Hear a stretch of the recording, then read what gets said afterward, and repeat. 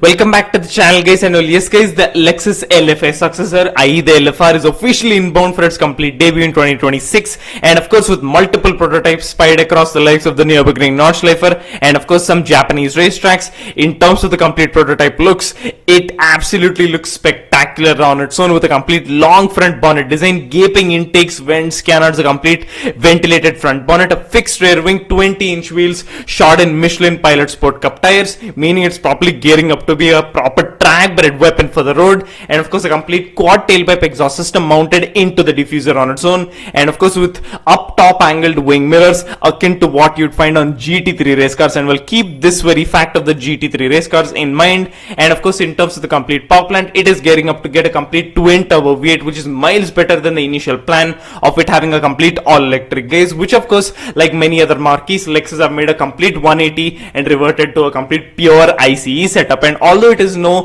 Lfa V10, we are still getting more cylinders than the F80 did. And of course in terms of power, it is properly gearing up to make around the region of 650 to 800 horsepower, which on its own is monstrous. But of course there are even rumors that it could make 1000 horsepower on its own, which would be even more better. And of course the basic stuff, carbon fiber body slash monocoque slash chassis and all this stuff. But if you're thinking any of this stuff is actually the proper juicy stuff that you'd expect, well, that's not the best of it, because the best part is the fact that the complete proper LFR is in fact gearing up to be the homologation special, i.e. the homologation version of the Toyota GR GT3 race car on its own, seeing as though that both of these are being developed in tandem with each other, meaning the LFR is definitely going to be picking up as many cues as possible from the GT3 race car on its own. So that is the main proper mind-boggling factor on its own. It is effectively a road-going GT3 on its own, and well, seeing as though that it properly looks as phenomenal as it does, it's getting a proper full ICE setup, or it could also properly be getting a complete hybrid setup as well.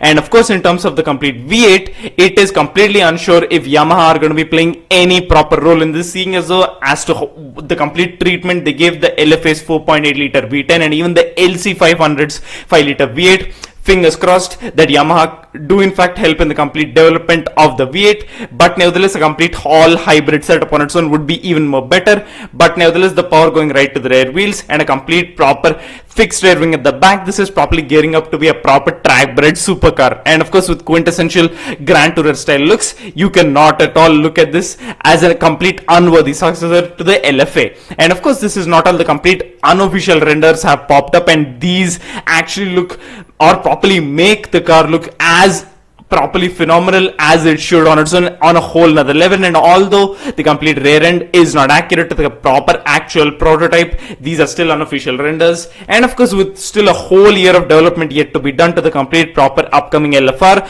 a lot of more changes are yet to be made. But nevertheless from the complete render pics on its own, especially of the complete front 3/4 proper angle, it absolutely looks spectacular and absolutely beautiful and mesmerizing, yet of course track equipped to the maximum extent. And of course without any further ado, let's just take a listen to the complete LFR absolutely sending it at the NURBURGRING Nordschleifer.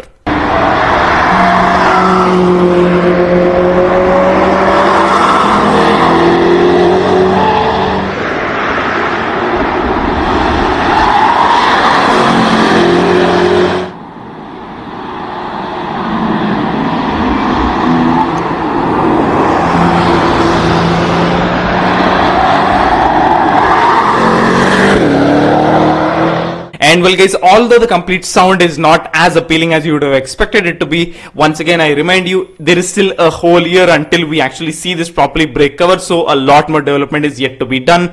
But in terms of its complete looks, and for the fact that it is properly fully sending it multiple times around the NURBURGRING Nordschleifer, now that is a very commendable fact on its own. And in terms of its complete looks, it is an absolute beastly look on its own, and I especially love those complete GT3 inspired wing mirrors on its own and gaping vents all over, a beautiful Grand Tourer design, but of course does not shy away from a big massive wing and gaping vents all over to show that it properly means business. And well guys, what do you think? Of course it is still getting a V8, and of course could even be getting a complete hybrid setup, but I'm pretty sure a complete all ICE setup is what they are going for, which would be miles more better. But nevertheless 1000 horsepower teased, of course 600 to 800 horsepower being the complete suspected power, it is still phenomenal. And well, what do you guys think? Comment below. And well, thanks for watching guys. Remember to that sub button and click the bell to ensure you don't miss out out on any future videos. Thanks for watching guys. See ya.